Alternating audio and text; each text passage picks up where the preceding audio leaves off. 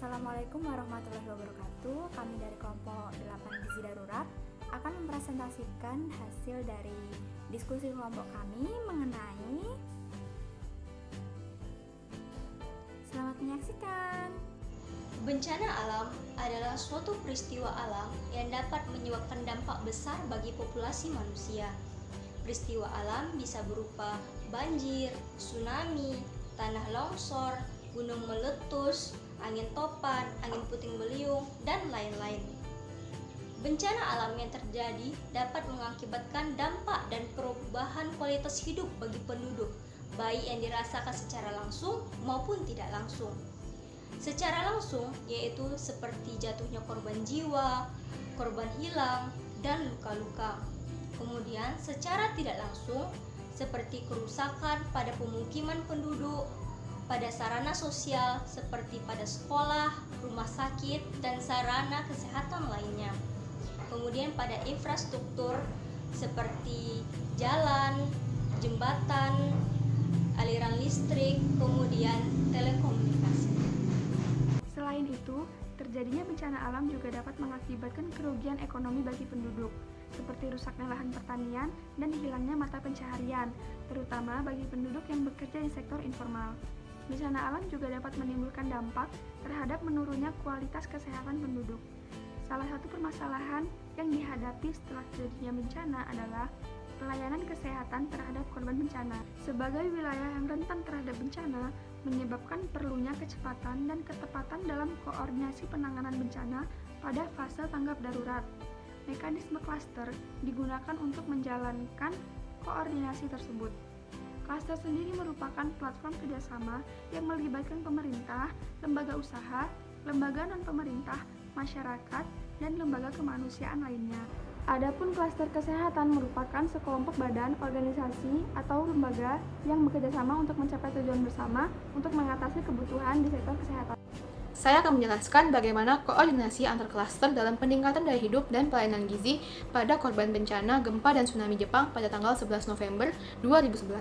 Jadi pertama itu adalah bantuan medis. Nah, bantuan medis ini terdiri dari dokter, perawat, dan administrator, serta ada pula bantuan dari psikiater dan psikolog untuk pelayanan kesehatan mental, serta dukungan dari apoteker dan fisioterapis. Lalu, untuk mencegah terjadinya penularan penyakit, Tim Pengendalian Penyakit Infeksi mengimplementasikan program yang namanya pengawasan harian untuk deteksi wabah. Nah, program ini mencakup kegiatan di antara lain adalah evaluasi kondisi sanitasi lingkungan tempat pengungsian, lalu pelatihan cara mencuci tangan yang benar, dan pemberian informasi mengenai penyakit menular serta pencegahannya. Para ahli gizi juga membentuk tim bantuan gizi untuk memenuhi kebutuhan gizi para pengungsi. Mereka menerapkan 3 aksi. Yang pertama, mereka mengimplementasikan menu food matching system. Sistem ini dibuat untuk memenuhi kebutuhan gizi para pengungsi. Sistem ini terdiri dari 3 tahap. Yang pertama adalah model menu, yaitu menyiapkan menu mingguan yang dapat dipilih oleh pengungsi. Yang kedua adalah sistem pemesanan menu. Nah, sistem ini adalah untuk mencatat dan menghitung jumlah makanan yang akan dipesan oleh para pengungsi. Dan yang ketiga adalah Tabemonu Susin. Tabemonu Susin ini untuk memberikan informasi mengenai menu alternatif yang dapat dipilih apabila menu yang dipesan itu tidak dikirimkan. Lalu, aksi yang kedua adalah penyediaan peralatan memasak dan sanitasi. Dan yang ketiga adalah koordinasi acara memasak yang dilakukan oleh para ahli gizi dengan relawan dari lembaga swadaya masyarakat. Tujuannya agar hasil dari acara memasak ini dapat didistribusikan ke seluruh tempat pengungsian dengan merata. Selanjutnya saya akan menjelaskan mengenai bagaimana penanganan bencana gempa bumi di negara Haiti. Pada tanggal 12 Januari 2010, telah terjadinya gempa bumi di negara Haiti selama 35 detik.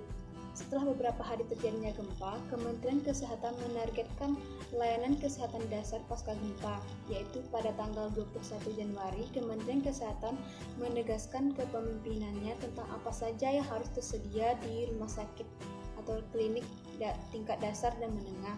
Kemudian pada tanggal 25 Januari, Kementerian meminta mitra untuk memfokuskan pelayanan mereka pada pelayanan kesehatan primer, puskesmas, dan rumah sakit. Kemudian pada tanggal 2 Februari, Kementerian menjelaskan visinya tentang perawatan pasca gempa.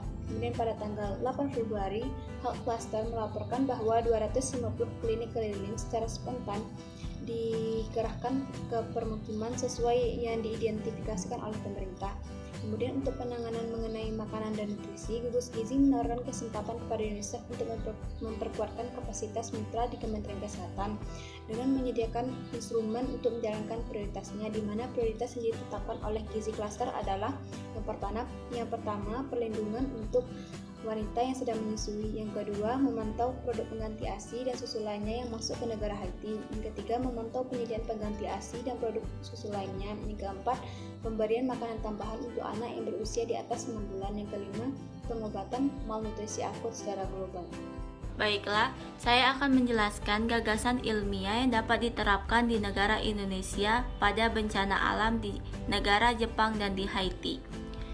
Setelah berkaca pada referensi dan negara lain yang sudah dibahas sebelumnya, program yang dapat diterapkan di Indonesia, khususnya ketika terjadi bencana alam, bisa kita lihat dari penanganan yang terjadi di Jepang dan di Haiti yang cukup bagus, seperti pembentukan tim medis, tim kebersihan, sanitasi dan penyakit menular, bahkan sampai tim gizi, penyediaan peralatan memasak dan sanitasi, serta koordinasi bantuan memasak.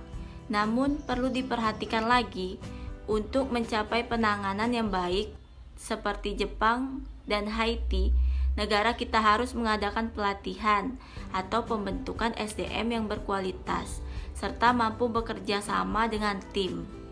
Dan diperlukan pergerakan yang lebih baik lagi untuk menangani bencana alam, sehingga baik program negara Jepang maupun Haiti dapat diterapkan di negara Indonesia dengan tetap memperhatikan keadaan negara kita.